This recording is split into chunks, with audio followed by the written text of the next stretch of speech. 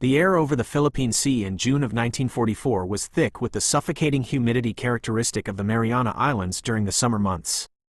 Aboard the newly commissioned armored aircraft carrier Taiho, the flagship of the Imperial Japanese Navy Mobile Fleet, Vice Admiral Jisaburo Ozawa stood on the bridge studying the vast expanse of the Pacific Ocean. Ozawa was not a man given to sudden panic or unfounded optimism.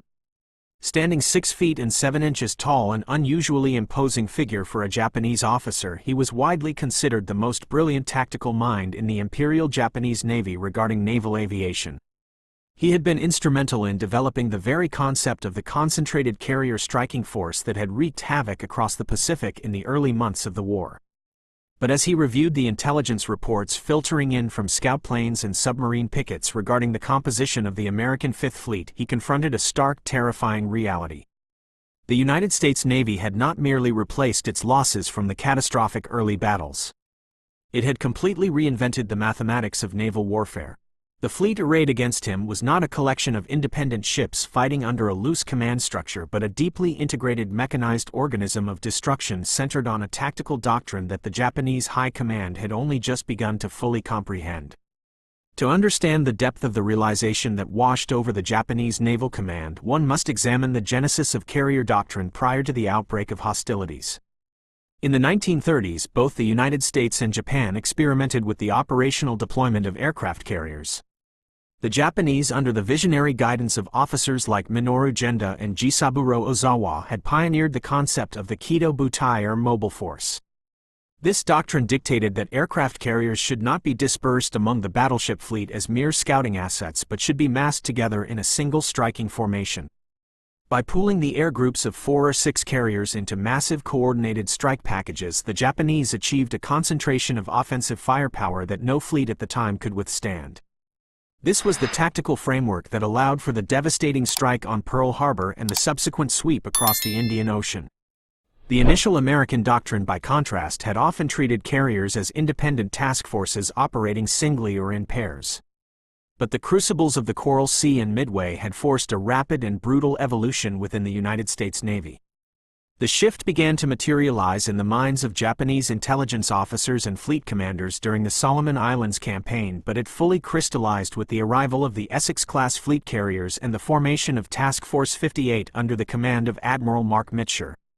When Admiral Ozawa and his peers analyzed the actions of this new American fleet, they recognized a paradigm shift that rendered their own carefully crafted doctrines obsolete. The United States had adopted the massed carrier concept of the Kido Butai but had scaled it to a level of industrial and logistical dominance that defied Japanese strategic calculations. An Essex-class carrier was a marvel of naval architecture, displacing over 27,000 tons standard and carrying an air group of nearly 100 aircraft. But the true terror for the Japanese command lay not in the individual ships but in how the Americans chose to operate them. Task Force 58 was organized into multiple task groups, each containing 3 or 4 fleet and light carriers surrounded by a dense screen of fast battleships, cruisers, and destroyers. This formation was not a static line of battle.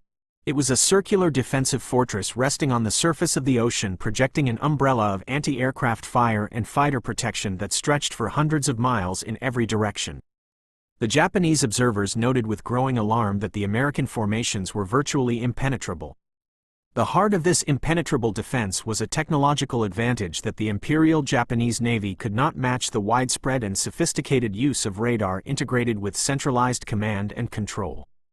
In the early stages of the war, Japanese lookouts renowned for their exceptional eyesight and rigorous training could often spot incoming aircraft before the primitive American radar systems could reliably track them.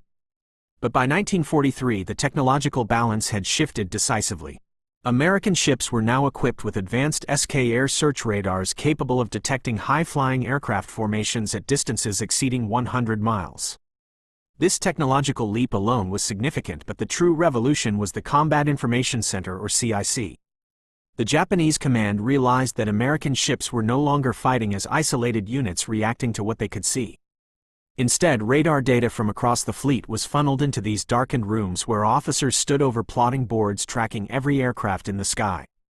Fighter director officers equipped with highly reliable, very high-frequency radios could then vector combat air patrols directly into the path of incoming Japanese strikes long before those strikes reached the fleet. This was a profound tactical shock. A Japanese admiral planning an attack could no longer rely on the element of surprise or the vastness of the ocean to shield his striking force. The moment Japanese aircraft climbed to cruising altitude, they were painted by American radar. Ozawa understood that his pilots, many of whom were hastily trained replacements for the veterans lost at Midway and the Santa Cruz Islands, were flying into a predetermined mathematical trap. The American Combat Air Patrol was no longer a frantic scramble of fighters trying to locate the enemy visually. It was a managed intercept. Furthermore, the aircraft executing these intercepts represented another technological leap that shattered Japanese confidence: the Grumman F-6F Hellcat. For the first 2 years of the war, the Mitsubishi A6M0 had reigned supreme. Its incredible maneuverability and long range had given Japanese pilots a decisive edge over the heavier, slower American fighters like the Brewster Buffalo and the early models of the Grumman Wildcat. The Zero was a masterpiece of aeronautical engineering, achieving its performance through a relentless shedding of weight, which meant it lacked self-sealing fuel tanks in armor plating for the pilot. This design philosophy assumed that the Zero's agility would prevent it from being hit in the first place. But American aviators, specifically men like Lieutenant Commander John Thatch, had analyzed the Zero's performance and developed defensive tactics like the Thatch Weave, which allowed the slower Wildcats to survive and even triumph by using mutual defensive support. When the Hellcat arrived in the Pacific theater, the tactical landscape was violently upended. The Japanese quickly learned that the Hellcat was powered by a massive Pratt & Whitney R2800 double Wasp radial engine producing 2,000 horsepower. This immense power plant allowed the Hellcat to outclimb, outdive, and outrun the Zero while carrying heavy armor, self-sealing fuel tanks, and 650 caliber machine guns. It was not as nimble as the Zero in a slow-speed turning dogfight, but American pilots were strictly trained never to engage in such contests. They utilized high-speed boom and zoom tactics, utilizing their superior energy and the sheer destructive weight of their armament. A Japanese pilot caught in the gun sight of a Hellcat rarely survived the encounter, as the concentrated fire of 6 heavy machine guns would instantly ignite the unarmored Zero. As the reports of these engagements reached the Japanese high command, the realization of their predicament became undeniable. The American carrier doctrine had evolved to protect its most valuable asset, the trained aviator. If an American plane was shot down, the pilot had a high statistical probability of being rescued by a coordinated network of submarines, flying boats, and destroyers. The Japanese aviator, by contrast, was expected to fight to the death, and rescue operations were virtually non-existent. This meant that while the United States was constantly expanding its pool of experienced combat veterans, the Imperial Japanese Navy was hemorrhaging its irreplaceable elite aviators, leading to a catastrophic decline in pilot quality. This decline in pilot proficiency was directly tied to the ultimate failure of Japanese carrier tactics against the American fleet. Admiral Ozawa, planning Operation Ago, which would culminate in the Battle of the Philippine Sea, formulated a strategy based on the extended range of his aircraft. Japanese carrier planes, unburdened by heavy armor, could strike from a distance of 300 miles, whereas American planes were limited to roughly 200 miles. Ozawa intended to use this range advantage to strike the American fleet while remaining safely outside their retaliatory radius. He also planned to utilize island airfields in the Marianas to refuel and rearm his planes, allowing them to shuttle between the carriers and the islands. It was a theoretically sound strategy, relying on the same principles of massed offensive power that had served the Imperial Navy so well in the past. However, this strategy fatally underestimated the defensive power of the integrated American carrier task force. When Ozawa launched his massive strikes on June 19, 1944, he was sending his aviators into a meat grinder of unprecedented efficiency. The American SK radars picked up the incoming Japanese formations while they were still assembling over 100 miles away. The combat information centers on the American carriers calmly vectored hundreds of Hellcats to intercept points high above the incoming flight paths. What followed was not a battle but a systematic execution. The Japanese aviators, many flying their first combat mission, were completely outclassed. They encountered a solid wall of American fighters that tore through their formations with devastating precision. Those few Japanese planes that managed to survive the fighter interception and push through to the American fleet encountered yet another technological horror that the Japanese command had not anticipated: the VT proximity fuse. Prior to this innovation, anti-aircraft gunners had to estimate the altitude of incoming planes and set mechanical time fuses on their shells, a notoriously inaccurate process. The proximity fuse, however, contained a miniature radio transmitter and receiver. It detonated the shell automatically when it sensed the presence of an aircraft within lethal shrapnel range. When fired from the radar-directed 5-inch 38 caliber dual-purpose guns of the American screen, these fuses increased the lethality of anti-aircraft fire by an estimated factor of 5. The sky above Task Force 58 erupted in a dense, calculated curtain of explosive flak that shredded the remaining Japanese attackers. In a single day of combat, the Imperial Japanese Navy lost over 300 aircraft and the irreplaceable core of its surviving naval aviators in an event that American pilots derisively named the Great Marianas Turkey Shoot. The carefully planned mass strikes of the Kido Butai Doctrine had been completely dismantled by a combination of radar-integrated fighter direction, superior aircraft design, and advanced ordnance. The shock of this defeat reverberated through the highest echelons of the Japanese military. Following the disaster at the Philippine Sea and the subsequent destruction of the remaining Japanese carrier forces at Leyte Gulf, the strategic reality was impossible to ignore. In post-war interrogations, Japanese naval commanders, including Admiral Ozawa himself, spoke with a mixture of professional awe and profound despair regarding the American fast carrier task forces. The realization was not simply that the Americans had more ships or more planes. The chilling realization was that the United States Navy had perfected a system of mechanized warfare that completely neutralized the traditional Japanese martial virtues of individual skill, surprise, and aggressive spirit. Ozawa recognized that the American carrier fleet was an industrial and technological juggernaut that processed raw data into lethal action faster than the Japanese command structure could comprehend. The seamless communication between the combat information centers and the combat air patrols, the logistical train that allowed the American fleet to remain at sea for months at a time without returning to port, the sheer volume of high-explosive ordnance they could project, all of these factors represented a method of warfare that Japan could neither replicate nor defeat.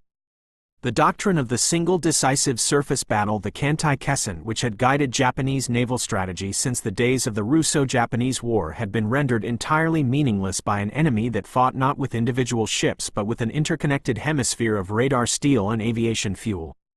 When a Japanese admiral surveyed the tactical landscape late in the war, he did not see a fleet he could outmaneuver. He saw an overwhelming system of calculated destruction. He saw carriers that could absorb immense battle damage due to sophisticated damage control protocols while continuing to launch strikes. He saw a logistical support force of oilers, ammunition ships, and floating dry docks that transformed the vast Pacific into an American lake.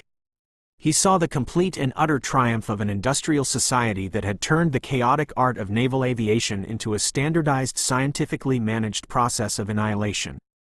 The realization was absolute, and it dictated the final desperate tactics of the war. Knowing that they could never penetrate the defensive screen of an American carrier task group with conventional strikes, the Japanese High Command was forced to adopt the grim mathematics of the kamikaze, the guided human missile, in a futile attempt to bypass the radar and the proximity fuses that had destroyed their naval aviation forces.